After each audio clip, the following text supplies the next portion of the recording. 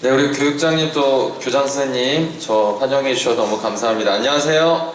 안녕하세요. 네, 2층까지 있네요. 네. 저 또 여기 전라북도 전주에서 태어나가지고 전주에서 공부를 해가지고 여러분들 굉장히 어색하지가 않네요. 반갑습니다. 자, 오늘 1시간 시계가 안 보이네. 어디 있을까요? 지금 10시 반인가요? 네. 자, 최대 1시간 반 동안 제가 여러분 말씀 좀 드리고 질문이 많이 있을 것 같으면 질문도 받고, 안 그러면 또 제가 준비한 이야기 동영상 3가지가 있는데 3가지도 같이 좀 나눠보도록 할게요. 아까 방금 우리 교육장님께서 인사 말씀 해주시면서 스펙과 스토리에 대한 굉장히 중요한 얘기를 하셨습니다. 자, 안 믿기죠 여러분? 자, 그 이야기를 좀 제가 해드릴게요. 구글이라는 회사 혹시 아세요? 구글? 네. 구글 절대 나는 안 들어갈 거다. 굳게 결심하신 분이세요? 자, 그런 분 없으시죠? 기회가 되면 내가 어떤 전공하더라도 구글 같은 회사 한번 들어가면 좋겠다 얘기를 생각할 겁니다. 자, 그 구글이라는 회사가 5년 전에는 굉장히 까다롭게 면접을 봤어요. 예를 들어서 골프공에 있는 그 조그만 홈들, 이게 몇 개나 되는지 갑자기 계산해 보라고 요청하고, 그 다음에 맨홀 뚜껑이 왜 동그란지 그것을 수리적으로 계산해봐라, 뭐 이런 거를 면접 시간에 물어보는 거죠. 굉장히 골치 아프겠죠? 자, 그렇게 해서 인재를 뽑았는데, 많은 그 글로벌하게 인재를 뽑았는데 구글이 뭔가를 깨달았어요. 그래서 2년 전에 구글이 우리가 인재를 뽑는 3가지 원칙을 발표를 했는데요. 그게 과거와는 굉장히 달라졌습니다. 과거에는 인터렉추얼이라는 이 지적인 부분을 굉장히 강조했어요. 얼마나 스마트하고 얼마나 똑똑한지. 그런데 지켜보니까 이 똑똑한 것만으로는 해결할 수 없는 부분들이 많이 있다는 거죠. 특히 우리가 살아가고 있는 이 시대가 굉장히 과거와는 다른 모습으로 우리가 변해가고 있어요. 정답이 존재하지 않고 문제 자체가 굉장히 새롭기 때문에 과거의 문제를 잘 푸는 사람뿐만 아니라 이제는 뭐예요? 새로운 문제를 딱 접했을 때 당황하지 않는 사람들이 이제는 필요하다는 거죠. 자, 이해가 안 될 텐데 예를 들어서 이런 겁니다. 기후변화라는 얘기 많이 들어보셨나요? 기후변화? 네. 자, 저희 세대 혹은 저희 부모님 세대는 기후변화라는 것에 대한 영향을 거의 안 받았어요. 그래서 동남아시아, 캄보디아 같은 곳에 여러분들이 여행을 가시면 댕기열이라는 풍토병이 있습니다. 들어봤나요? 네. 댕기열이라는 그 풍토병, 모기를 통해서 전염되는 풍토병이 있는데, 그 풍토병 때문에 한국의 예전에 탤런트도 현지 방문했다가 사망한 사건도 있었어요. 그만큼 치명적입니다. 자, 그런데 이 댕기열이라는 동남아시아에서 발견되는 풍토병, 열대 질병이 이제는 기후변화 때문에 어떻게 된 줄 아세요? 2년 전에 제주도에서 처음으로 제주도의 댕기병에 걸려서 사망하는 한국인 사망 사건이 처음으로 나왔습니다. 자, 이게 뭐를 의미할까요, 여러분? 댕기열, 댕기병이라는 것이 이제는 동남아의 문제가 아니라 어떤 문제예요? 한국의 문제가 됐죠. 한국에서는 전혀 생각하지 못했던 문제입니다. 공중보건 시스템이 어떻게 대응해야 되는지 매뉴얼이 없어요. 자, 이러한 사회를 우리가 살아가고 있다는 거죠. 기후변화뿐만 아니라 수많은 경제 변화들, 수많은 문화들, 수많은 변화들 속에 과연 어떤 인재가 지속 가능하고 강력한지에 대해서 이제 구글은 전 세계 수많은 사람들을 채용하다 보니까 이 아이디어를 뽑았습니다. 그래서 3가지의 몇 가지를 좀 말씀드리고 제가 진행해 볼게요. 첫째는 나 혼자만의 똑똑한 게 아니라 함께하는 사람들과 얼마나 잘 협업을 할 수 있는가. 그리고 그 협업하는 과정 속에서 내가 만약 잘못된 생각을 가지고 있으면 그 잘못된 생각을 인정하고 또 새로운 것을 받아들일 수 있는 지적인 겸손함이 있는지가 굉장히 중요한 문제였어요. 자, 지적인 것이 절대 나쁜 게 아닙니다. 여러분들 최고의 공부할 수 있는 걸 가지고 공부하는 거 너무나 좋은데 거기에 이제 플러스 된 게 뭐예요? 지적인 겸손함이죠. 내가 이렇게 많이 알고 있다는 것은 자랑할 수 있고 좋습니다만 정말 새로운 변화들을 맞닥뜨렸을 때 내가 기존에 알고 있는 사실들이 다를 수도 있고 과거의 정보일 수도 있다는 것을 인정할 수 있는 지적인 겸손함, 이게 바로 구글이 찾는 3대 핵심 인재 중에 역량 중에 하나입니다. 자, 제가 2번째까지 설명을 좀 드릴 텐데, 2번째는 길거리를 가다가 혹은 복도에 떨어져 있는 휴지를, 화장지를 주울 수 있는 인재인가에 대한 부분이에요. 자, 여러분 이게 무슨 뜻일까요? 무슨 뜻이죠? 복도를 지나가는데, 길거리를 가는데 이 사람은 떨어져 있는 쓰레기를 주울 수도 있는 인재인가? 여러분 무슨 뜻인 것 같아요? 네? 네, 그렇죠. 자, 쓰레기를 줍는 것 자체가 중요해서 이런 얘기를 했을까요?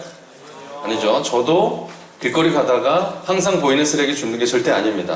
근데 무엇을 보려고 하는 것 같아요? 내 영역, 그렇죠?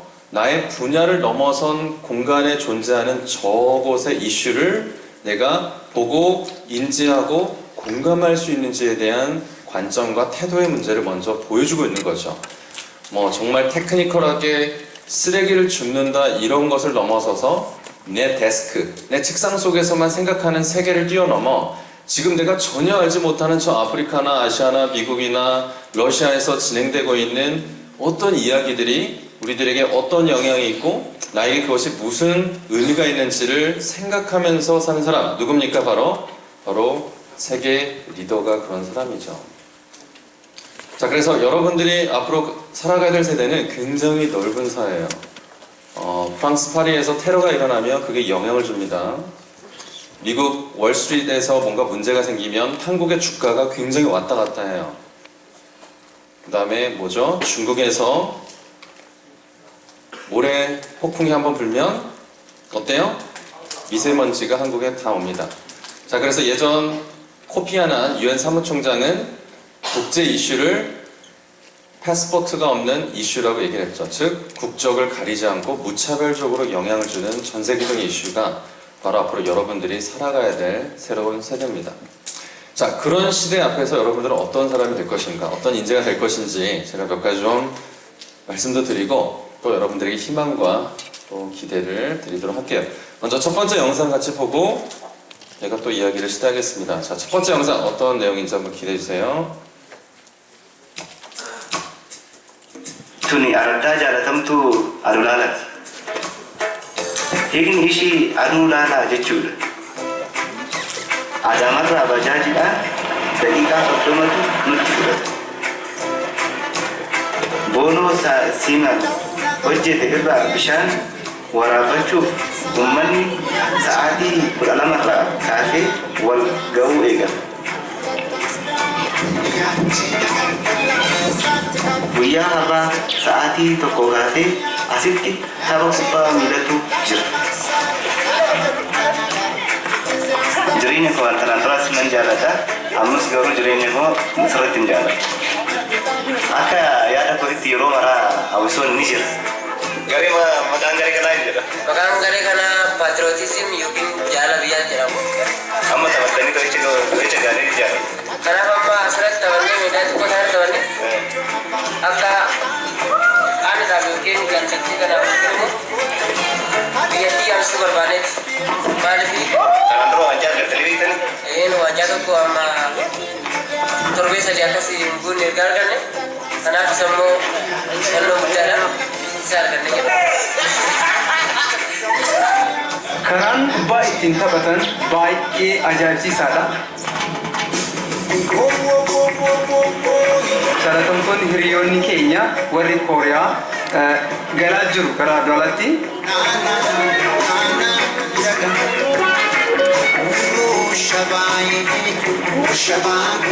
사회혁신 전문 임팩트 투자 컨설팅 리스크에서 일하고 있는 김정표입니다.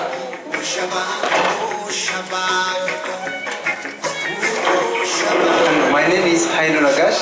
I am living Adwala village. 새마을 해외봉사단 3기 이병욱입니다. 네, 저는 삼성전자 메모리 사업부의 기영선혜입니다. 햇빛넷 프로젝트는 태양광으로 발전하는 영화관을 비즈니스 모델로 하고 있어요. 개발도상국에 있는 현지인들이 정말 필요한 게 무엇인지를 찾아가는 프로젝트인데요. Can write as many ideas as possible. So not just one, but it could be 2 or 3 if you have some more. Kanaafuu deebii sanaaf kan ta'u jechuudha. Yaadni 디자인 थि킹을 통해서 발견한 거는 이분들도 우리랑 똑같이 어떤 여가를 보내고 싶은 이 엔터테인먼트에 대한 니즈를 저희가 발견했습니다.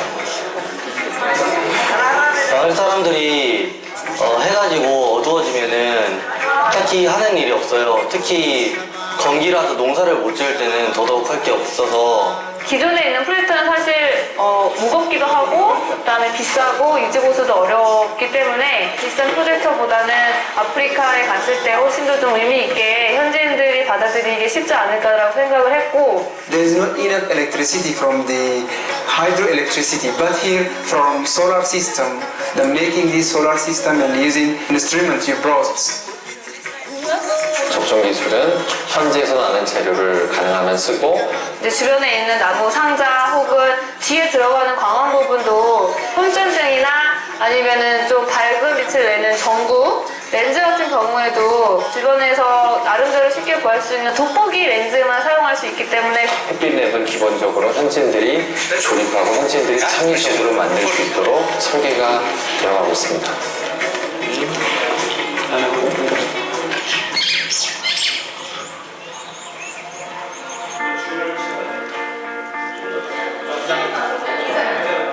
내가 지금 이 하는 업무가 내가 지금 가진 기술이 눈으로 확인을 하고 마음으로 느끼고 실제 경험을 했던 기회였다고 볼 수 있을 것 같아요.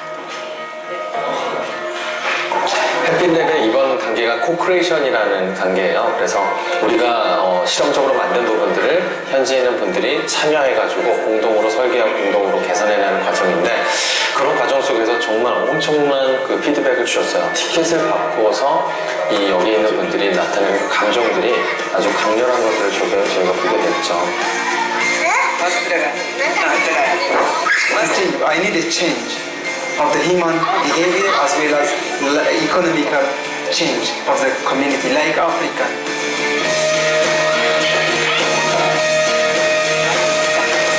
Askece fannin nan zani doni nala na wani kan na mutane fa sirri baka kalle ce ma baka katta ne baka wannan gire su ta kullu kawo. 기술은 사람을 향할 때 가장 가치 있다고 생각을 Seenaan kun gabaabumatti seenaa adulaalaati.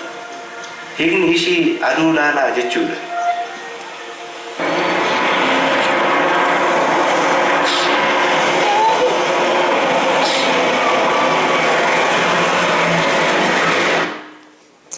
자, 여러분 어떻게 보셨나요?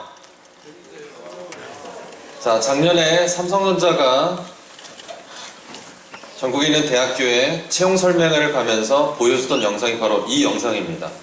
삼성이 가지고 있는 수많은 최고의 기술들과 제품들이 많은데 딱 하나 이거를 보여줬던 이유가 무엇이었을까요? 뒤에 보면 다 삼성 로고가 나오는데 왜 그랬을 것 같아요, 여러분? 제일 마지막에 굉장히 멋진 멘트 하나 있죠? 기술은 사람을 향할 때 가치가 있다고 생각합니다. 자, 여기서 말한 기술은 꼭 이과가 아니더라도 문과라도 여러분이 배우는 모든 것들이 결국에는 이 사회 또 여러분의 주변에 있는 사람을 위해서 그것이 활용될 때 굉장히 귀한 가치를 가지고 있어요. 자, 그래서 구글이라는 회사도 비영리 회사나 어떤 재단이 아니지만 영리, 돈을 버는 회사입니다.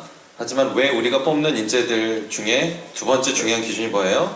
내 책상을 벗어난 복도에 떨어진 쓰레기가 있다라는 것조차를 인지하고 내가 무엇을 기여할 수 있을까? 바로 그런 글로벌 리더들을 이제 여러분들이 기대를 하고 있습니다. 아까 그 프로젝트는 아프리카를 여러분들이 가보시면 많은 곳은 도시를 떠나면 농촌이나 지역에 전기조차가 없어요. 그래서 저녁이 되면 여러분들이 뭐 할 수 있는 TV 보는 거 이런 걸 전혀 못하는 거죠. 그래서 저희가 여기를 찾아갔습니다. 삼성과 함께. 그래서 워크숍을 시작했어요. 도대체 이분들에게는 무엇이 필요할까? 그랬더니 우리가 전기는 없지만 우리도 영화도 보고 함께 누릴 수 있는 이런 뭐 프로젝터 이런 부분들이 필요하다는 거죠. 하지만 전기가 없기 때문에 스크린도 없죠, 프로젝터도 없죠, 뭐 이런 컴퓨터도 없어서 이런 걸 다 가져갈 수는 없잖아요. 그런 거가 고장이 쉽게 되니까. 그래서 삼성과 함께 프로젝터, 스크린, 뭐 이런 컴퓨터가 다 융합이 되는 30만 원짜리 굉장히 저가형 적정기술 프로젝터를 만들어서 지금 이게 저희가 사회적 기업 모델로 판매를 진행하고 있습니다. 자, 여러분들이 앞으로 살아가야 될 사회 굉장히 많은 기회가 있을 거예요. 여러분들이 가진 고급적인 지식들, 여러분들이 배운 굉장히 많은 스마트한 내용들을 과연 여러분들의 어떤 곳에 기여할 수 있는지를 여러분 많이 기대를 해보시면 좋겠습니다. 자, 그래서 여러분들 유명 인사들의 축사를 제가 가져왔습니다. 여러분들에게 대한 축사인데, 첫째, 현 세대는 인류 역사 최초로 세계 빈곤을 해결할 자원과 능력을 갖춘 첫 세대라고 우리 반기문 사무총장님이 말씀하셨죠. 저는 반기문 사무총장님의 보좌관으로 잠깐 일을 했습니다. 그래서 이분과 함께 청와대에도 들어가고 대통령과 함께 하는 자리에도 같이 다 있었죠. 이분이 가진 인품이 굉장히 대단해요. 그래서 과거의 유엔 사무총장들은 그냥 출근하고 할 때 바쁘셔서 그러겠지만 옆에 있는 그 경비하시는 분들에게 인사도 안 했다고 해요. 근데 반기문 사무총장님은 그런 경비하시는 분들, 청소하시는 분들, 이 모든 분들에게 깍듯이 인사를 하고 있는 지적인 겸손함을 가지고 있습니다. 자, 두 번째, 이분 혹시 누군지 아세요, 여러분? 자, 무함마드 유누스 박사님이죠. 방글라데시 출신이시고 노벨 평화상을 받으셨습니다. 과거의 은행은 담보 혹은 내가 돈을 상환, 갚아 나갈 수 있는 능력이 있으면 돈을 빌려줬는데 많은 분들, 특히 저소득층은 돈을 빌릴 수가 없잖아요. 그래서 가난한 사람들을 위한 은행이라는 그라민 은행을 만들어서 지금은 미국에도 그런 은행들이 있습니다. 자, 이분도 뭐라고 했어요? 지금의 젊은 세대 여러분들은 인류 역사에서 가장 강력한 세대라고 얘기를 하는 거죠. 또 소설가 김영하 씨, 이분은 뭐예요? 자, 이제 여러분이 앞으로 될 20대는 단군이래. 이런 표현 많이 쓰죠, 그쵸? 단군이래, 최악, 가장 어려운. 단군이래, 가장 똑똑하고 세계화된 세대가 바로 다른 사람이 아니라 여러분이죠. 특히 이곳에서 제 이야기를 이렇게 듣고 있고 또 공부를 하고 있는 이 모습 자체는 여러분들이 세계 상위 0.1%에 속했다는 사실 여러분들이 알고 있으셔야 됩니다. 이미 가진 게 너무 많으세요. 이미 누리고 있는 특혜와 권리가 너무나 많습니다. 자, 그게 어떤 의미인지를 여러분들이 생각을 좀 많이 해보셔야겠어요. 저는 30살에 제 첫 직장이 유엔이라는 곳이었습니다. 혹시 유엔이 자기가 앞으로 가고 싶은 곳이라고 생각하는 분 잠깐 조용히 손 들어볼까요? 조용히 안 손 들고 그냥 확 손을 드네요. 멋있습니다. 저는 중학교, 고등학교 때부터 유엔에 가고자 하는 꿈이 사실 없었어요. 여러분처럼 인터넷이 있었던 것도 아니고 신문을 볼 수 있는 그런 것도 아니었기 때문에 제가 살고 있는 전라북도 전주, 고등학교 때까지 전주에 있었거든요. 서울에서 무슨 일이 일어나는지도 몰랐고 거의 몰랐죠. 그 다음에 세계에선 도대체 무슨 일이 일어나는지도 몰랐기 때문에 유엔은 제가 감히 꿈꿀 수 없는 저 먼 나라 이야기였습니다. 그런데 제가 역사를 저는 대학교에서 전공을 했어요. 인문학 중에서 역사. 혹시 역사 좋아하는 친구 있나요? 역사? 네, 많이 앞으로 격려를 해주고 싶네요.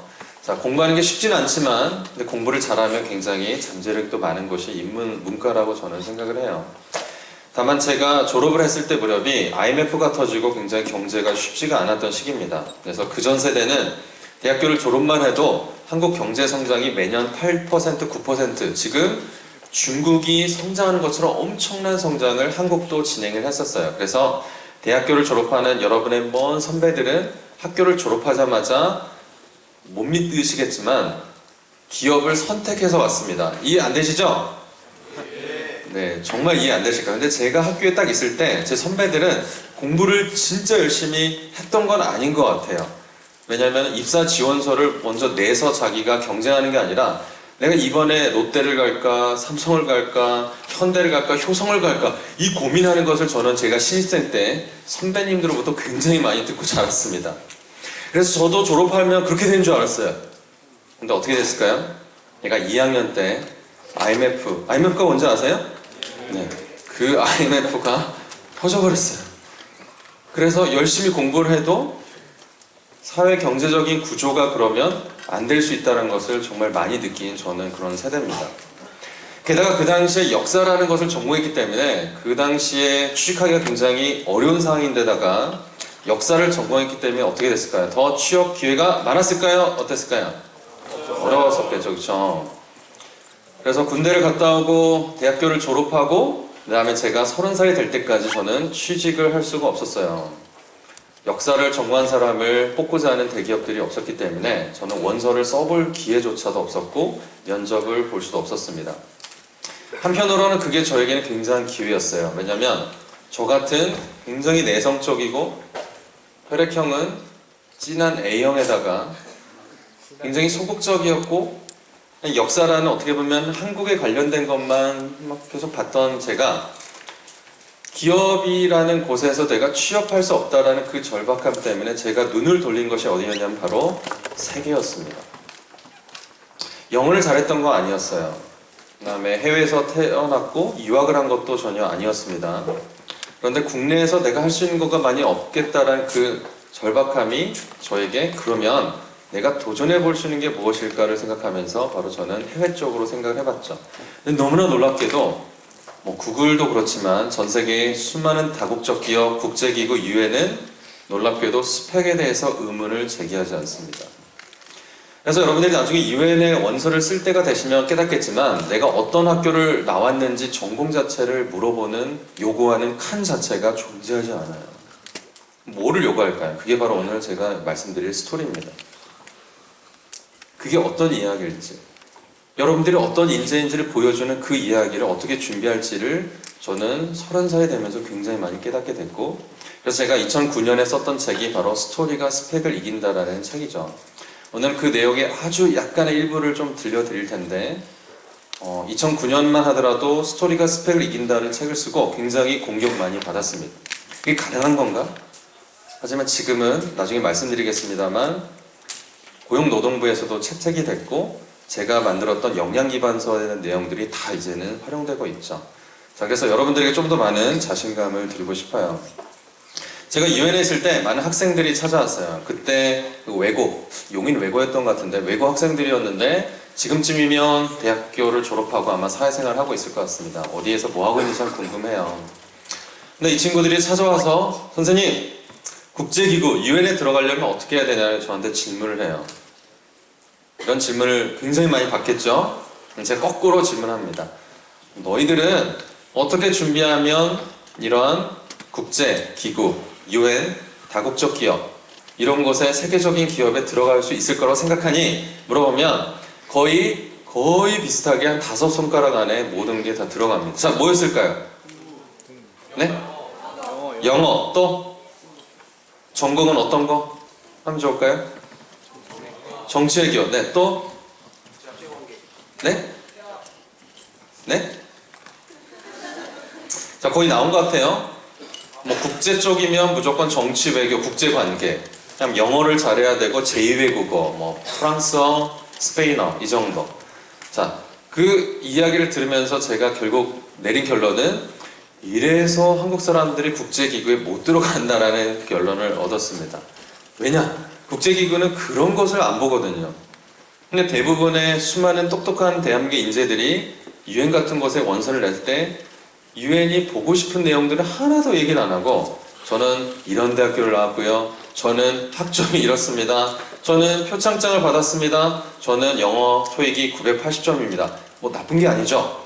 그런데 그걸로 인재를 판정하는 기준이 많이 아니기 때문에 많은 병원에 있어서 많은 여러분의 어려움들이 있는 것 같아요. 자, 그러면 이것을 어떻게 해소할 것인지 그게 바로 또 오늘 여러분께 좀 말씀을 드릴 겁니다. 자, SK에서 전체 그룹 총괄을 하시는 이분이 했던 말을 제가 하나 가져왔는데 저만 말하면 여러분들이 안 믿잖아요. 그쵸? 그래 믿나요? 네. 자, 굉장히 객관적인 데이터를 하나 가져왔습니다. 자, 함께 여러분 읽어볼까요? 시작! 스펙, 그 자체는 채용의 기준으로 전혀 의미가 없다. 중요한 것은 특정 기업, 특정 직무에 맞는 역량이다. 현명한 구직자는 남들과 차별화된 능력을 준비하여 이를 채용 장면에서 효과적으로 설명하는 사람이다. 그것이 바로 자신만의 스토리다. 자, 너무 과격한 표현이 있죠? 전혀 의미가 없다. 조금 오버하신 것 같아요. 그쵸? 하지만 여러분들이 그 어떤 메시지인지, 절박한 메시지인지 이해하실 겁니다. 수만 명의 지원자들이 뭐 이런 그룹에게 지원을 할 거예요. 그런데 이분이 뭐를 느꼈을까요?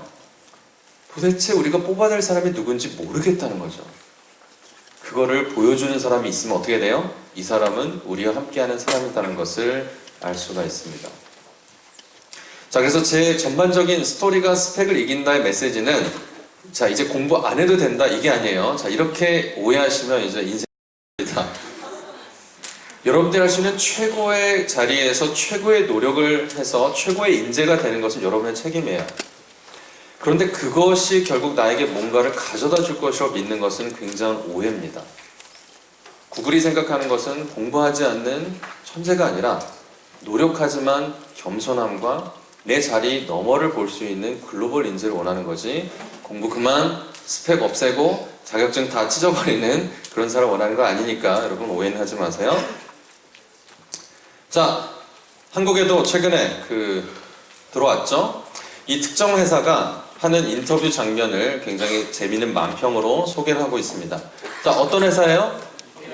자, 이 회사는 어떤 회사죠? 뭘 하는 회사입니까? 자, 연상되시죠? 이 회사가 인재를 뽑습니다. 그랬더니 뭐라고 써져 있어요? 자, 이 면접 대상자가 와서 뭐를 봤을까요? 눈이 지금 이쪽으로 향하고 있죠? 자, 여러분이라면 어떤 행동을 해야 될까요? 자, 앉으라고 그랬어요. 가서 앉으면 될까요? 어떻게 해야 될까요? 네? 의자를 만들어요? 자, 이 사람은 뭐를 말할까? 의자를 조립하세요라고 말한 게 아니죠. 앉으세요. 그런데 눈이 휘둥그러집니다. 도대체 어디를 앉으라는 거야? 보니까 드라이버도 있고 조립가구. 자, 이게 무엇을 말할까요? 자, 기업이나 조직은 정확하게 여러분들이 얘기를 하진 않습니다만 어떤 사람이 하는 행동을 통해서 이 사람이 우리에게 맞는지 안 맞는지를 정확하게 바라봅니다. 그게 뭐예요?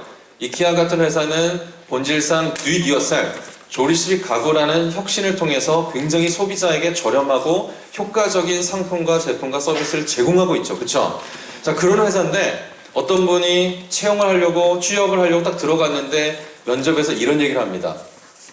저는 조립 질색합니다. 저는 조립 진짜 싫어하고요.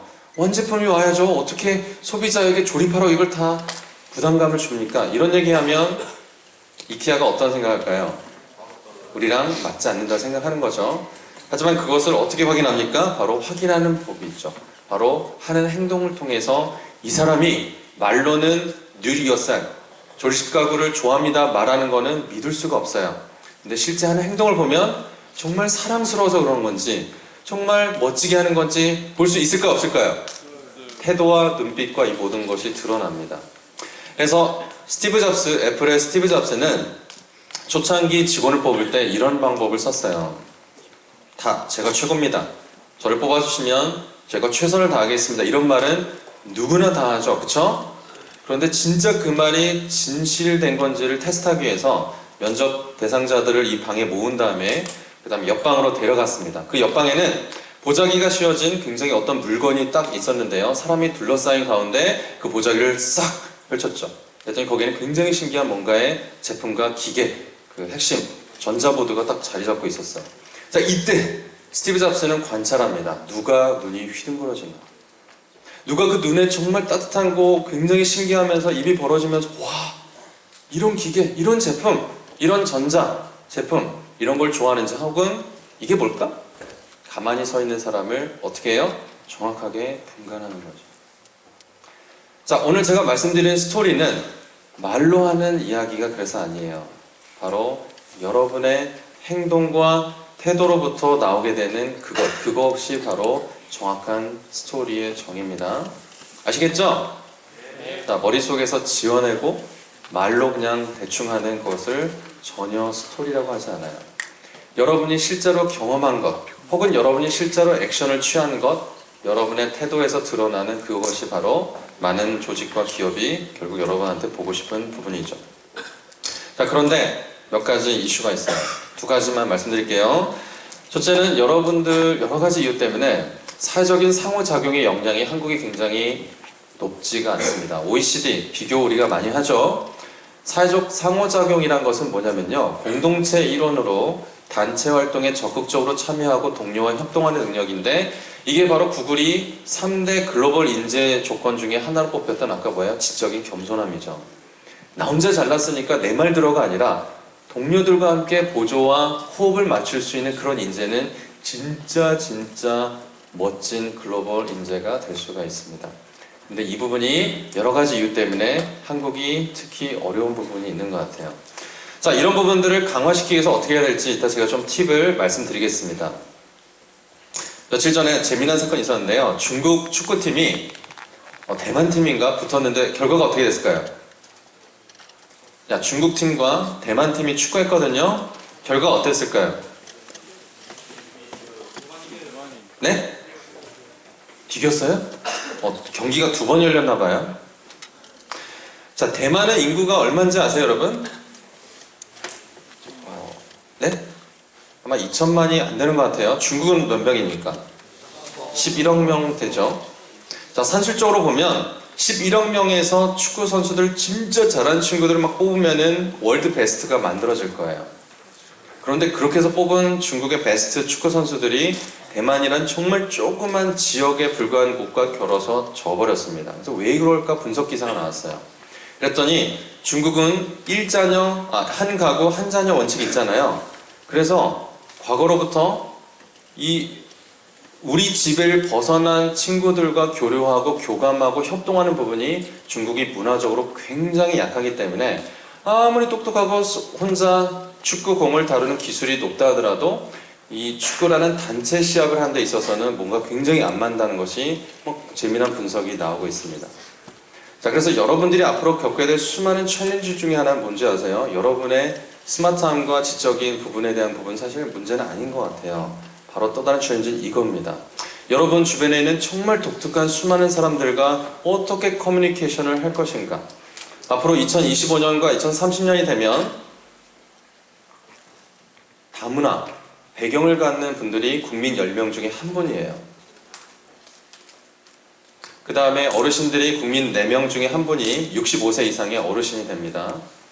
이렇게 굉장히 많이 변하는 환경 가운데 여러분들은 어떻게 상호작용할 수 있는지가 앞으로 글로벌 리더의 조건이라는 거죠. 자, 이게 바로 여러분 이제 대학교를 가시면 여러분 느끼게 되는 도전입니다. 두 번째, 자, 진로와 관련된 결정하는 데 있어서 굉장히 많은 부분에 있어서 어려움이 있다라는 기사들이 계속 나오고 있죠. 자, 재학 중 아르바이트 경험이 있는 청소년들은 그렇지 않은 경우보다 진로나 직업에 대한 태도 가운데 준비, 독립, 행동, 역량 같은 부분이 더 높은 것으로 드러났고, 우리나라 청소년들은 특히 진로 준비 태도와 행동 역량이 후퇴하고 있는 것으로 드러나는 거죠. 이따가 뒤에서 이 부분 또 말씀드릴게요. 왜 후퇴하고 있을까?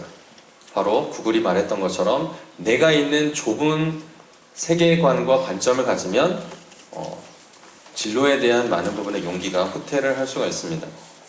그래서 오늘 제가 3가지를 요약해서 한번 말씀드릴게요. 우리 여기 있는 여러분들이 지금부터 준비할 수 있는 작은 변화가 앞으로 1년, 2년, 3년, 5년, 10년 동안 큰 변화를 어떻게 만들 수 있는지를 제가 이제는 굉장히 현실적인 조언을 저의 이야기와 함께 전달을 좀 하겠습니다.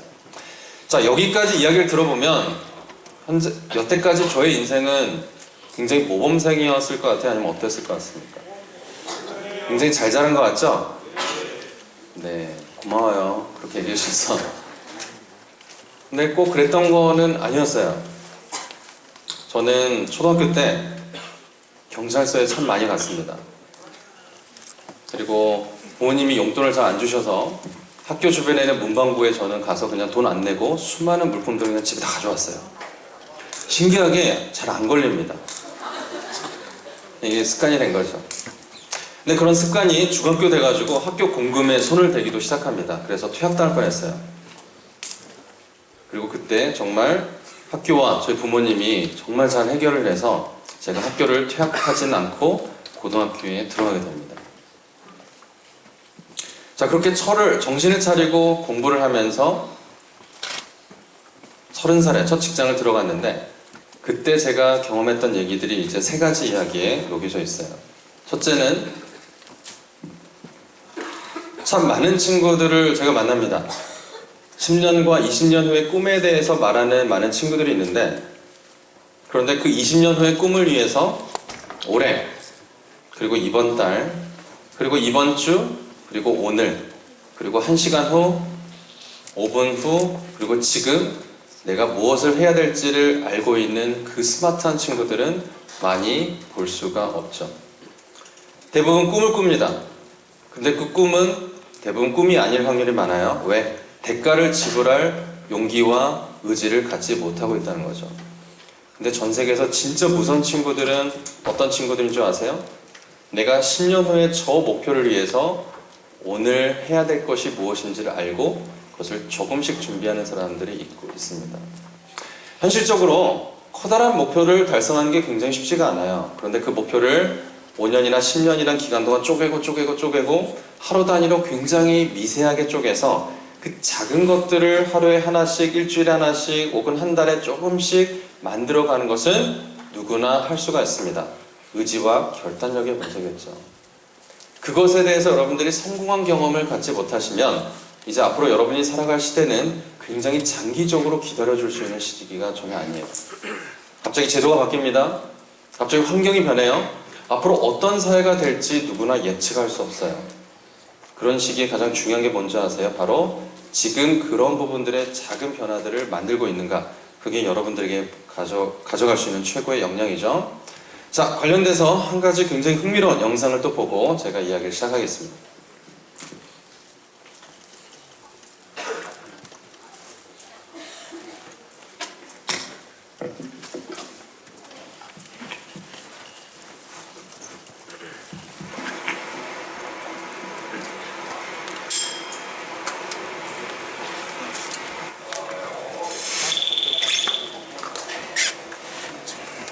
하루 일과가 끝난 저녁 8시. 지금 뭐 하러 가시는 거예요? 아, 가보시면 아세요. 네. 궁금한데. 느닷없이 카메라와 마주한 방송국 기자들입니다.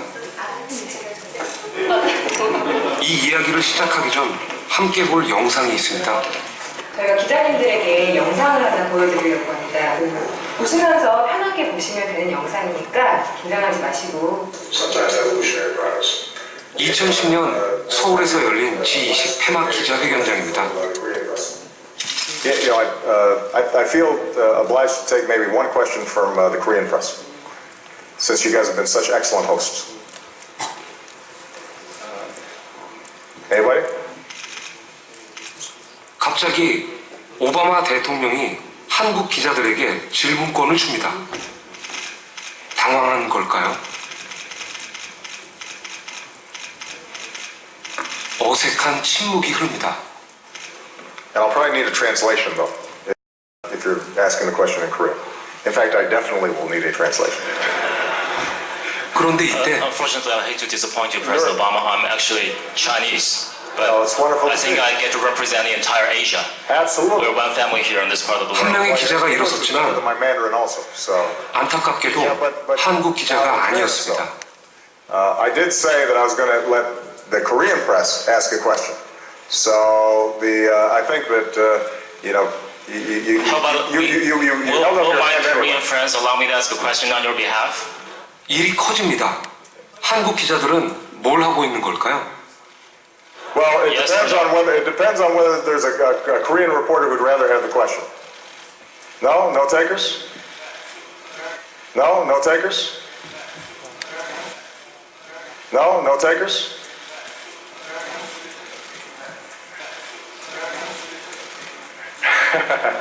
Oh, this is getting 참 난감합니다. expected. Take quick one question. 결국 질문권은 President Obama. 중국 기자에게 넘어갔습니다. 네, 여기까지 제가 돌아가겠습니다. 자, 여기까지 여러분들 지금 마음속에 어떤 감정이 있나요? 한번 얘기해 볼 수 있는 친구 있나요? 자, 감정. 자, 솔직한 감정이 어때요? 네? 자, 한 분씩 얘기해 주세요. 답답해요? 네. 쪽팔려요? 창피해요? 네, 뭐 거의 비슷한 감정일 것 같아요. 자, 오바마를 당황하게 하는 저 중국 기자 대단하지 않아요? 오바마가 말 더듬지 않거든요. 근데 따다다 하면서 굉장히 예상치 못한 것에 오바마가 당황을 합니다. 근데 그게 오늘 주제는 아니에요. 제가 왜 이 이야기를 했을까요? 우리 현실. 자, 오바마라는 분을 여러분이 생각하는 어떤 미래의 꿈과 목표라고 한번 생각해 볼게요. 정말 간절히 10년 동안 준비합니다. 내가 오바마를 만나면 이런 질문해야지, 이렇게 해야지, 정말 내 꿈이 이루어질 거야 하고 준비를 해서 저 자리에 왔는데 갑자기 오바마가 원래 이 미국 대통령은 각본이 없이 질문을 안 받아요. 그렇죠? 근데 G20라는 국제 행사가 너무 잘 됐고 시간이 좀 남아서 파격적으로 혹시 질문 있는 기자분들은 순서가 정해지지 않았더라도 질문해 주세요라고 딱 했는데 한국 기자한테만, 왜냐하면 한국에서 개최를 했죠. 그랬더니 한국 기자들이 어떻게 됐어요? 꿀먹은 덩어리가 됐습니다.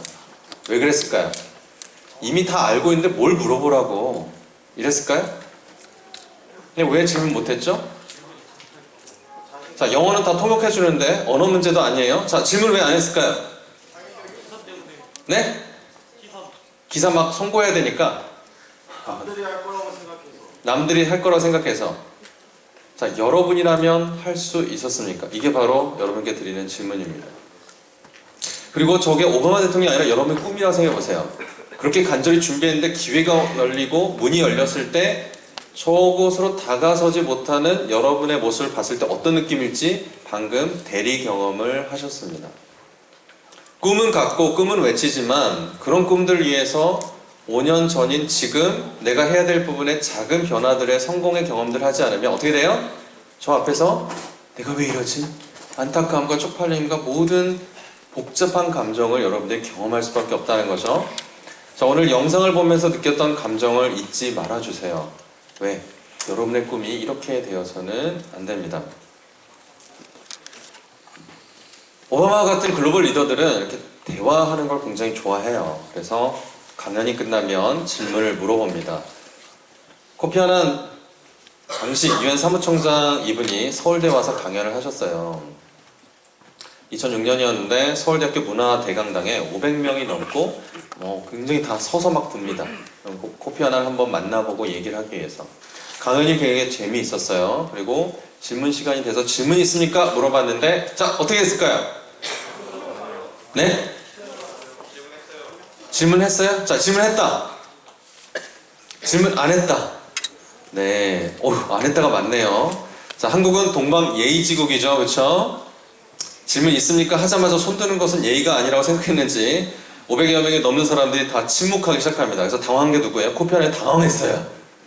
전 세계를 다니면서 한 번도 경험하지 못한 이 동방 예의지국의 반응에 코피 아난이 당황을 하게 됐죠. 오바마도 우리가 당황시켰는데 코피 아난도 당황시키는 거죠.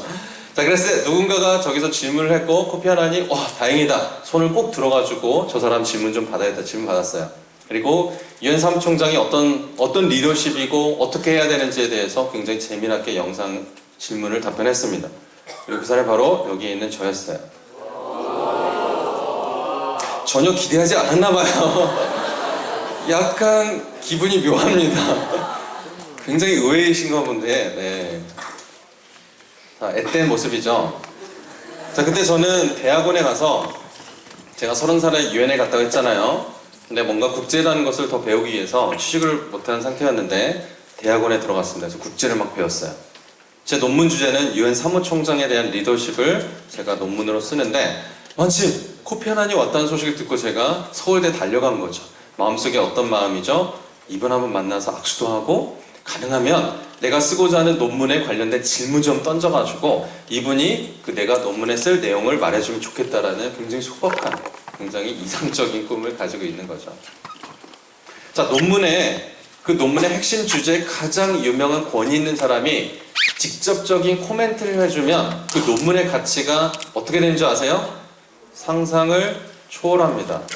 그냥 책이나 2차 저작물, 신문을 통해서 인용을 해서 쓰는 논문도 가치가 많지만 만약 내가 쓰는 논문의 최고의 권위자가 직접적으로 인터뷰나 코멘트를 해서 그것을 논문에 넣게 되면 그 논문의 가치는 사실 굉장히 달라지게 돼요.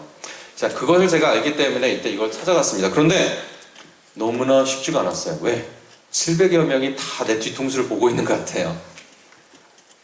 근데 조금 있다가 생각이 들었습니다. 지금 첫 번째 질문 안 하면 어떻게 돼요? 다 손을 듭니다. 나에게 남아진 시간은 딱 10초. 그래서 긴장한 가운데 제가 이 질문을 했는데 다만 실수를 했어요. 대부분 이 실수 얘기하면 다 좋아하시더라고요. 그래서 실수 얘기도 공개합니다. 바로 돌발 영상이라는 거 제가 찍혔어요. 여러분 잘 몰라실 텐데 그때는 YTN이라는 그 통신 뉴스 업체에서 하루에 딱 한 가지의 가장 돌발적인 영상을 찍어서 9시 MBC 뉴스도 모든 곳에 다 돌렸습니다. 근데 날짜가 언제죠? 볼까요? 2006년 5월 20일에 주인공이 바로 저였어요. 왜냐면 너무 당황해서요. 원래 이런 분들에게 대한 질문할 때 어떻게 해요? 당신의 강연 너무나 좋았습니다. 제 이름은 이렇고요. 네, 제가 질문해도 될까요? 하면서 질문해야 되는데 이런 거 제가 하나도 다 생각이 안 나고 머릿속에는 오로지 이 질문해야 되겠다. 그래서 what으로 시작하는 질문 딱 던지고 퀘션 마크 딱 던진 다음에 땡큐도 없이 착석을 해버렸습니다. 그랬더니 이 돌발 영상에서 이거다 해서 그날 저를 찍었죠. 그래서 그 다음날 코피 아난이 그 당시 한국 대통령 청와대에 가서 미팅했는데 이걸 가지고 또 주제로 나눴습니다. 제가 이틀 동안 얼마나 쪽팔렸는지. 그런데 결과가 어떻게 했을까요? 제가 원하는 답변을 못 했어요. 그리고 1년도 안 돼서 제가 가고자 했던 유엔에 들어가게 됩니다. 증거가 뭐예요? 유엔 사무총장의 리더십의 논문을 썼거든요. 영어로 썼는데 지금도 한국어로 번역돼서 한국어로 팔리고 있어요. 그리고 캐나다의 학술지에도 실렸고 하와이의 국제 컨퍼런스에 가서도 제가 발표를 하고 왔습니다. 이 작은 하나의 변화가 저에게 굉장히 많은 변화를 가져왔죠. 자, 그런데 여기까지만 얘기하고 가면 그래 너 잘났다 얘기가 될 거예요. 제 뒷얘기만 하고 그다음 두 번째 팁으로 돌아갈게요.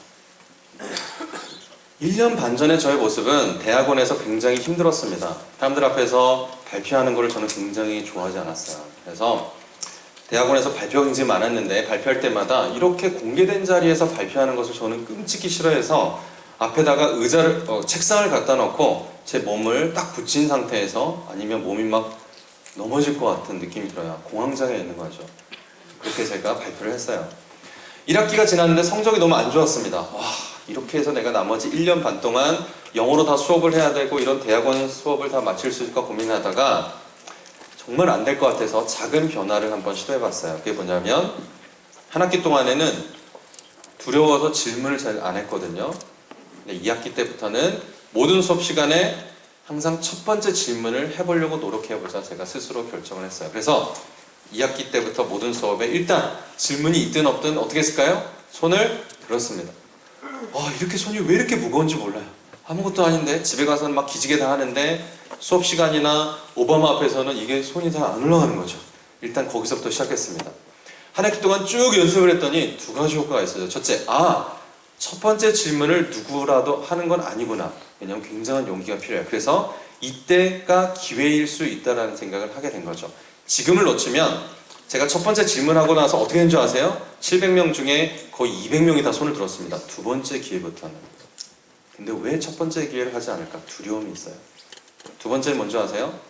첫 학기 장학금도 못 받아서 학교 들어갔습니다. 첫 학기 성적 굉장히 안 좋았어요. 근데 2학기 성적이 나왔을 3학기 수업을 시작한 시점에 성적이 나왔는데 저희 모든 과목에 A+를 받았고 학교에서 딱 한 명한테 주는 삼성의 장학금을 제가 이제 받고 졸업을 하게 돼요.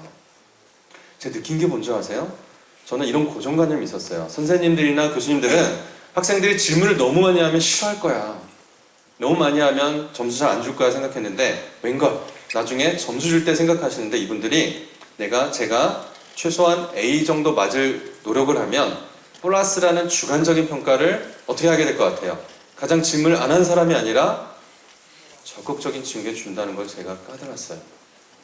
자, 나머지 1년 반 동안 제 삶이 어떻게 됐을까요? 와, 손을 드는 이 작은 변화가 이렇게 큰 파장을 만드는 거를 제가 경험을 했고 코피 아난 앞에서 비록 실수를 했지만 외교적 실수를 했지만 그래서 영원히 제 이 영상 돌아다니고 있지만 어떻게 했을까요? 그게 제가 유엔으로 가게 되는 가장 결정적인 스토리로 만들어지게 됩니다. 자, 이게 바로 작은 연습이에요. 수업 시간에 혹은 이미 여러분이 있는 어떤 공간에서도 새로운 변화에 대한 리더로서의 자질과 태도와 습관들을 조금씩 보여주지 못한 상태에서 갑자기 오바마가 나타나면 어떻게 돼요? 다 두려움을 겪는 거죠. 자, 그 간극을 무수히 작게 쪼개서 여러분들 공략을 해보시길 바랍니다. 자, 두 번째, 아까 우리 한국이 가장 취약한 부분 중에 하나가 뭐라고 그랬어요? 진로 결정과 또 상호작용하는 역량입니다. 자, 이런 부분에 대해서 저도 굉장히 많은 경험을 했고, 자, 조사를 한번 하게 됐는데, 두 번째 교훈은 나를 위한 거를 준비하는 거 굉장히 중요한데 거기에다 플러스 나를 넘어서는 것을 바라볼 수 있는 노력을 해야 된다는 거죠. 그게 바로 구글이 말한 복도에 떨어진 너의 자리가 아니라고 생각하는 저 공유지, 저 공공장소에 떨어진 저 이슈가 왜 네 거라고 생각하는지를 알 수 있어야 된다는 바로 그런 부분입니다. 자, 프루덴셜이라는 보험회사가 매년 전국 중고등학생 자원봉사 대회를 하고 있어요. 아마 여기 남성고나 분들도 아마 들어본 적이 있을 겁니다. 몇 년 전에 15주년이 돼가지고 저에게 위탁을 해주셨습니다. 뭐냐면 15년 동안 중고등학교 학생들이 자원봉사를 했는데 이 친구들이 그 봉사를 했던 친구들이 대학교에 가고 나중에 사회에 나가서 지금 어떤 삶을 살고 있을까? 그 당시에 자원봉사가 이 친구들이 앞으로의 진로와 앞으로 나아가는 리더십의 모습에 과연 영향을 줬을까에 대한 부분을 저희가 전수조사를 하게 됐어요. 그래서 만든 책이 바로 세계는 착한 인재를 기다린다는 책입니다. 베스트셀러가 됐어요. 자, 내용을 잠깐 소개하면 그 내용 하기 전에 또 제가 하나를 리서치를 진행했는데 대학생 중에 이공계하는 친구들이 개발도상국에 자원봉사를 합니다. 아까 제일 처음 보여드렸던 영상처럼 이 친구들에게 질문을 했어요. 자원봉사를 하기 전과 후에 본인이 성장한 것 같은지 아닌지 그걸 좀 질문했는데 자, 88%가 봉사활동 이후에 역량이 개발되었다고 하죠. 실행, 커뮤니케이션, 팀워크, 기획, 문제해결 능력 자, 이런 부분들이 굉장히 많은 응답률들을 가져오고 있습니다. 자, 그리고 이런 책의 결론을 통해서 제가 이런 주관식들이 있어요. 뭐를 느꼈냐면 이 책의 결론이에요.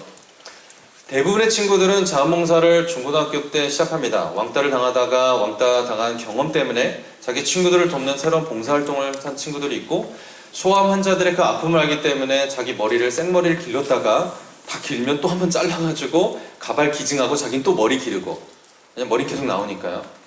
자, 이런 봉사활동 했던 친구들의 공통점을 쭉 하고 추적 인터뷰를 한 결과 뭐가 나온 줄 아세요? 와, 유엔이나 국제기구 글로벌 기업들이 다 탐을 내는 인재로 변해가고 있어요. 그런데 본인들은 절대 그 목표를 위해서 준비한 건 아니었습니다. 근데 봉사활동 자체가 바로 거기에서 탐내는 역량들을 길러주고 있다는 거죠. 예를 들어서 유엔은 8가지 핵심 역량이 존재를 합니다. 커뮤니케이션, 팀워크, 플래닝 앤 오가나이징, accountability, creativity, client orientation, commitment to continuous learning, technological awareness. 자, 8가지 역량이죠. 그리고 제가 아까 처음에 말씀드린 게 바로 이 부분이에요. 국제기구나 글로벌 기업들은 여러분들의 스펙은 기본으로 보기 때문에 물어보지 않습니다. 근데 뭐를 물어보냐면 자, 이러한 역량들이 있는지 이야기를 물어봐요. 너가 있었던 고등학교에서 너가 함께했던 동아리가 너의 기발한 창의성을 통해서 새로운 변화들이 있었는지 이야기를 들려줄래?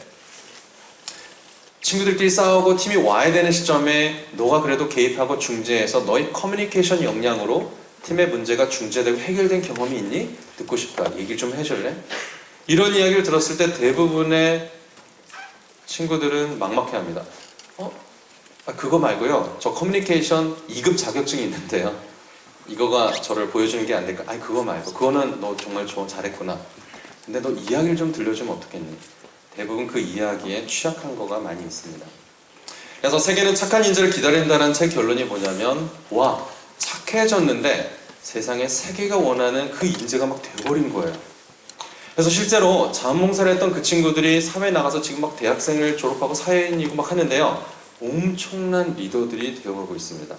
이게 바로 자원봉사 혹은 여러분 주변을 바라보는 것이 왜 강력한 효과인지를 바라볼 수 있는 거죠. 자, 여기 있는 책들의 공통점은 너무 쉬워요. 제가 다 쓰거나 번역했습니다. 여태까지 한 16권의 책을 제가 썼는데 그 중에 첫 번째 책이 여기에 있는 군입대를 준비하는 청년에게라는 굉장히 손발이 오그라드는 제목의 책이죠. 저는 처음부터 책을 쓰고자 하는 목표가 있었던 건 아니에요. 그런데 이 책을 쓰고자 했던 이유는 바로 누군가를 돕기 위해서였습니다. 그분이 굉장히 재정적으로 힘들어서 내가 어떻게 도울 수 있을까 취업하기 전이었는데 고민을 하다가 책을 써서 많이 팔리면 돈을 많이 받을 수 있다는 이야기를 듣고서 제가 그럼 내가 어떤 책을 낼까 고민하는데요. 군대에서 2년 동안 꼬박꼬박 썼던 일기가 기억이 났습니다. 아무도 관심이 없는. 하지만 매년 10만 명 이상이 입대를 하거든요. 군대 생활을 어떻게 해야 될까 굉장히 고민이 많을 거예요. 그렇죠? 와, 이 10만 명 중에 10% 1만 명만 내 책을 사도 내가 한 50년 동안 장기 베스트셀러가 될 거다. 왜냐면 통일하기 전에는 군대 계속 있을 거니까. 그래서 이렇게 했더니 와, 정말 내가 부자가 될 수 있는 꿈을 꿨죠. 그래서 그 원고를 유명한 출판사에 다 보냈습니다. 피드백이 어떻게 왔을까요? 왜 이제 오셨나요? 이렇게 했을까요? 답장이 없더라고요. 근데 포기하지 않았습니다. 30군데가 넘었는데 이상하게 오기가 나더라고요. 그리고 마침내 30 몇 번째 아주 굉장히 작은 출판사한테 저희가 해가지고 근데 번 돈은 별로 없어요. 제가 번 돈이 딱 15만 원인데 책을 그 금액을 제가 후원을 했어요. 그런데 만약 이게 제 스스로가 책을 쓰고자 하는 목표로서 했었더라면 저는 금방 포기했을 겁니다. 출판사가 전혀 관심이 없구나. 나는 작가로서 역량이 없구나. 이런 반응을 받으면 상처를 받겠죠. 근데 제가 포기하지 않은 이유가 뭐였을 것 같아요, 여러분? 바로 나를 위한 게 아니라 내 역과 누군가를 위한 액션이었기 때문에 그렇습니다. 그런데 그게 저한테 어떤 선물을 가져다준 줄 아세요? 와, 이렇게 하면 책을 쓸 수 있겠다라는 것을 배워버렸어요. 그 다음부터 1년에 3권씩 책을 썼습니다. 지금은 힘들어서 그렇게 못 써요.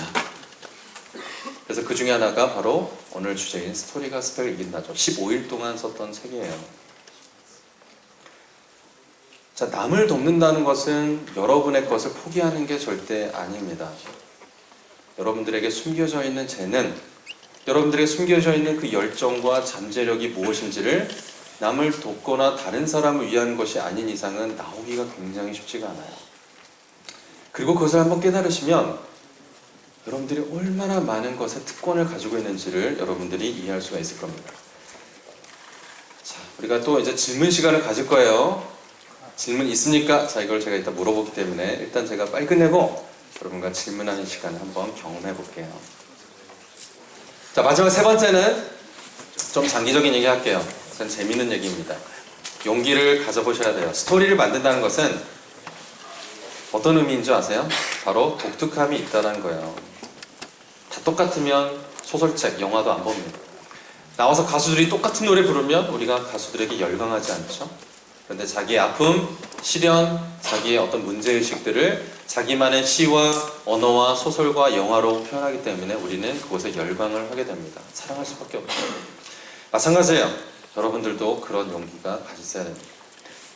자, 제가 가족과 함께 여행을 갈 때 지하철로 많이 했어요. 그래서 집이 제 위쪽 4호선 끝쪽에 있는데 이런 4호선을 쭉 타고 내려오면 여기에 신길 온천역이라는 게 있습니다. 서울 지하철 보면요. 자, 이름이 어떻게 됐다고요? 신길 온천역. 뭐가 예상되세요, 여러분? 그렇죠. 저도 그걸 예상했어요. 그래서 아내와 아들한테 우리 이번 주말에 온천 가자 했더니 그 당시 아기가 한 3살이었는데 이런 거 정말 좋아하고 온천을 이 친구는 수영장이라고 생각해요. 온천이 아니라 수영장이라서 어깨에다가 튜브를 막 불어가지고 어깨에 메고 막 온천에 갑니다. 자, 그렇게 했는데 세상에 보세요. 그번 온천이 없었고 이거 보세요, 여러분. 뭘까요? 자, 우리역 주변에는 온천 시설이 없습니다. 이 온천 역장님이 이 경고문을 붙이셨다는 거예요. 여러분 어땠을까요? 제 아기와 제 아내가 손에 손을 잡고 아기의 어깨에는 튜브가 걸려져 있는데 세 사람이 이런 문구를 딱 보고 있을 때 느낌이 어떨까요? 와, 대박. 이거 사진 찍어서 페이스북 올려야지. 이게 아니죠. 그때는 페이스북이 없었습니다. 굉장히 당황했을 것 같아요. 자, 제가 무슨 말을 하려고 그럴까요? 이름에 현혹돼서는 안 됩니다. 세상에는 이런 많은 신길온천역이 있어요. 저곳에 가면 내 인생이 필 것 같고 저런 타이틀을 가지면 내가 인정받을 것 같다라는 생각을 한 번쯤은 자꾸 정말 그런가? 여러분 고민해 보셔야 된다는 거예요. 모든 이름이 다 가짜란 게 아니라 그냥 이름만 생각했다 그게 진짜 그것이 아닐 확률도 있습니다. 자, 또 다른 재미난 얘기 들어볼게요. 영국에서 얼마 전에 마라톤이 있었어요. 자, 2층 잘 보이세요? 영국 마라톤에서 2등, 3등 달리던 선수를 따라 5천여 명의 참가자들이 경로에 같이 잘못 들어서면서 결론적으로 선두를 달리던 한 명만 완주한 뭐가 일어났어요? 사건이 일어났습니다. 자, 제 눈에는 이런 이야기들이 너무 많이 눈에 보여요. 야, 왜 그랬을까요? 2등과 3등이 열심히 달려가다가 잘못 판단해서 경로를 좀 이탈했습니다. 그런데 2등과 3등만 이탈하면 될 거를 4등부터 78등, 79등에서 뭐 2357등, 2358등부터 나머지 또 5000등까지 어떻게 누굴 따라갔어요? 잘못 길을 가고 있는 2등과 3등의 그 등 뒤를 따라갔죠. 자, 뭐를 한 겁니까? 나에게 주어진 길, 그 미션을 따라간 게 아니라 다른 사람을 따라왔어요. 결과가 어떻습니까? 사건이 일어나는 거죠. 자, 그런데 여기서 저희가 두 가지를 하나 생각할 게 있는데, 첫 번째는 이겁니다. 여러분들이 2등, 3등 한번 따라서 이쪽으로 다 가고 있어요. 4,999명이. 근데 불현듯 저쪽에 한 사람이 저쪽으로 잘못된 방향으로 뛰고 있는 것을 바라봅니다. 어떤 느낌일까요? 쟤 큰일 났다. 쟤 뭐야, 우리 다 여기 있는데. 혹시 여러분 중에 저기가 맞는 거 아닌가? 생각하고 뛰쳐나갈 용기가 있는 분 있으신가요? 두 번째 질문입니다. 4,999명이 저쪽으로 달리고 있는데 여러분이 혼자 달리고 1등이에요. 근데 갑자기 뒤가 막 조용해가지고 고개를 딱 돌렸는데 아무도 안 보이고 세상에 저쪽으로 4,999명이 다 달려가고 있습니다. 느낌이 어떠실까요? 아싸, 나 혼자 1등 하겠다. 이런 느낌일까요? 아니면 잘못했네, 빨리 꽁문이라도 달려갈까요? 자, 이게 바로 굉장히 우스꽝스럽게 얘기했지만 여러분들이 결정해야 될 굉장히 중요한 이야기예요. 그럴 때 여러분은 어떻게 하고 싶으세요? 1등은 안 해도 그래도 다 실패하더라도 4,999명이 실패하면 안전하다는 느낌이 드나요? 혼자 실패하면 굉장히 쪽팔리지만 4,999명이 실패하면 그래도 그 중에 하나니까 괜찮아, 이런 느낌을 가지겠습니까? 이게 바로 안타깝지만 하지만 어떤 친구들에게 굉장한 기회예요. 바로 첫 번째 질문에 손을 들 수 있는 친구에게 기회가 가는 것처럼 남의 등을 따라가는 것이 아니라 자기가 가야 되는 길을 알고 있는 사람에게는 이 세상은 모든 기회입니다. 바로 그걸 가지고 있으시면 인생이 너무나 감사하고 행복할 수가 있어요. 자, 스토리가 스펙을 이긴다에 비유해서 많은 분들이 오해를 하셨어요. 스토리와 스펙이 경쟁하는 게 아닙니다. 보완 관계예요. 그래서 이런 이미지를 보시면 수면 위에 빙산의 일각이 있죠. 이게 바로 소위 말하는 스펙입니다. 스펙은 어떤 종류예요? 수면 위에 있기 때문에 햇빛을 받으면서 조금씩 없어집니다. 그래서 여러분들의 스펙이 시간이 가면 갈수록 감가상각이 돼요. 즉 효과가 많이 없죠. 아무리 토익을 990점을 만점을 맞아도 2년이 지나면 무효가 됩니다. 이해되세요? 자, 그래서 스펙은, 자격증은 본질상 시간이 지나면 다 없어지게 되어 있어요. 그렇기 때문에 여러분들이 가진 모든 것, 거기에 있는 빙산의 일각 위에 있는 곳에만 집중 투자하게 되면 어떻게 돼요? 시간이 가면 갈수록 굉장히 쉬워지지가 않습니다. 근데 여러분에게 또 다른 게 하나 있어요. 뭐예요? 똑같이 연결되어 있지만 잘 아직은 안 보여요. 그게 바로 여기에 보이는 스토리입니다. 잠재력. 여러분의 숨겨진, 여러분조차도 알지 못하는 엄청난 이야기가 여러분에게 있다는 거죠. 저는 그거를 굉장히 어렵게 발견했어요. 한국에서는요, 제가 대학교를 졸업했을 때 전공 뭡니까? 한국사입니다 하면 어르신들이 그다음부터 다 질문을 안 합니다. 제가 경영 전공했어야 하면 그럼 뭔가 좀 얘기를 하셨을 거예요. 근데 제가 역사 전공하고 있습니다 하면 어르신들이 굉장히 당황해 하세요. 이 친구를 뭐라고 격려를 해줘야 될까? 저도 그런 줄 알았어요. 내가 할 수 있는 게 많이 없고. 특히 한국은 세계에서 이런 유일한 나라입니다. 만나자마자 5분 지났는데 근데 혈액형 어떻게 되세요? 외국에서는요, 그거는 의사나 간호사만 물어볼 수 있는 질문이지, 그렇게 물어보시면요, 이런 답변, 혹시 간호사, 의과대학 다니세요? 한국은 그런 경향이 있어요. 혈액형이 A형이다 하면 어쩐지, B형이다 하면 그렇구나, O형이다 하면 그런 줄 알았어요. 어떻게 해요? 사람을 굉장히 고정적으로 봐요. 이런 지역에서 나오셨군요. 어쩐지 소극적이신 것 같으세요. 이런 얘기들. 근데 제가 중국에도 도전을 하고 글로벌이란 곳에 가서 느낀 바가 뭔지 아세요? 절대 저에게 출신 지역과 출신 학교와 전공과 혈액형과 MBTI 이런 걸 물어보질 않습니다. 내가 내향적인지 외향적인지 전혀 중요하지 않아요. 그때부터 저는 저를 바라보는 관습적인 모습으로서의 죄가 아니라 내가 이렇게 소극적인 사람도 리더가 될 수 있구나. 앞에서 말하는 걸 끔찍히 싫어했던 나도 사람들 앞에서 말할 수 있다는 것을 저는 경험하고 연습을 할 수가 있었어요. 자, 그래서 마찬가지로 여러분도 저보다 지금 엄청난 기회가 있어요. 저는 여러분처럼 인터넷, 스마트폰이 없던 때부터 학교를 보냈어요. 근데 여러분 주변에는 배우고자 한다면, 여러분들이 영향력을 주고자 한다면 할 수 있는 수많은 기회들이 존재합니다. 여러분들은 저보다 더 위대하게 될 거예요. 그래서 게임의 규칙이 변했는데 뭡니까? 바로 기준을 바꿔서 나오는 친구들이 많습니다. 내 스펙? 그래요. 이거는 내가 할 수 있는 최고의 스펙입니다. 근데 그거 말고 그건 그거고 이거는 또 제가 보여드리고 싶은 이야기라는 거죠. 이런 이야기를 가진 친구들이 너무너무 많습니다. 한 친구 얘기 드려볼까요? 자, 이 친구는 서울 쪽에 가보시면 대중교통 버스 표지판에 이런 화살표를 볼 수가 있습니다. 이 버스가 도대체 어떤 방향으로 가는지를 보여줄 수 있는 굉장히 간단한 도구죠. 이 이민호라는 친구는 당시 전문대학교 재학생이었어요. 저처럼 여러 번 대중교통을 잘못 타서 불편함을 겪고 있다가 서울시에서 고쳐줄 것을 기다렸지만 아무런 변화가 없었어요. 그래, 내가 하자. 내가 불편을 느꼈으니. 그래서 자기 용돈 모아서 20만 원의 용돈을 준비해가지고 특수 코팅 이 화살표 스티커를 만들고 수업이 없을 때마다 자전거를 타고 전 서울 시내를 누비면서 모든 정류장에 하나씩 방향을 확인하고 저 스티커를 붙였습니다. 지금도 서울 시민 700만 명이 이 친구의 그 화살표 스티커가 누가 했는지는 모르는데 지금 도움을 받고 있어요. 이 친구에게는 어떤 어려움이 있었을까요? 처음부터. 내가 할 수 있을까? 공무원이 해야 되는 거 아니야? 도시공학 박사님이 해야 되는 게 아니까 수많은 스스로를 검열하는 이런 이야기들이 있을 거예요. 첫 번째 질문을 할 수 있는데도 손을 못 드는 거예요. 그런데 20만 원을 가지고 자기 공강 시간을 활용해서 어떤 변화를 일으켰어요? 하루에 700만 명의 삶의 변화, 작은 변화라도 주는 변화를 이 친구는 만든 겁니다. 자, 흥미로운 거는 이 친구가 이제 대학교를 졸업하고 원서를 내려고 취직하는데 15군데 이상의 회사에서 서류 통과도 안 해줬어요. 너무 힘든 시간이었습니다. 근데 모르는 전화를 이 친구가 받았어요.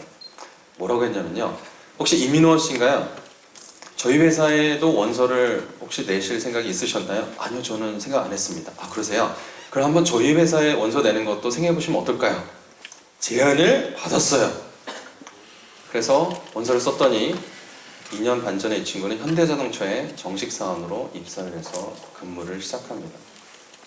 본인이 다녔던 전문대학에서는 처음 있었던 사건이었어요. 자, 어떤 유통업체가 있습니다. 7시부터 팀이 와서 짐을 정리해야 돼요.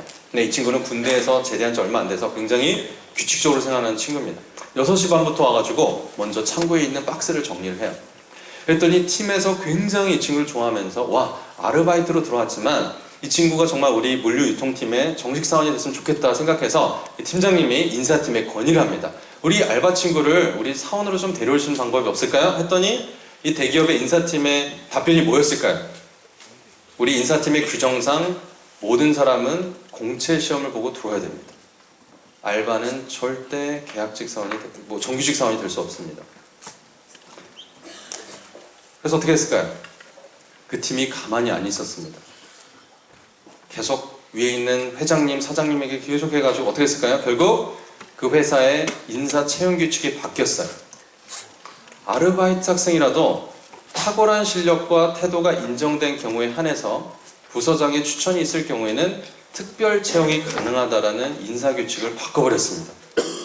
그리고 그 친구는 대기업의 유통회사의 정사원으로 들어가게 됐죠. 자, 제가 말씀드리는 것은 그러니까 스펙이 필요 없다가 아니에요.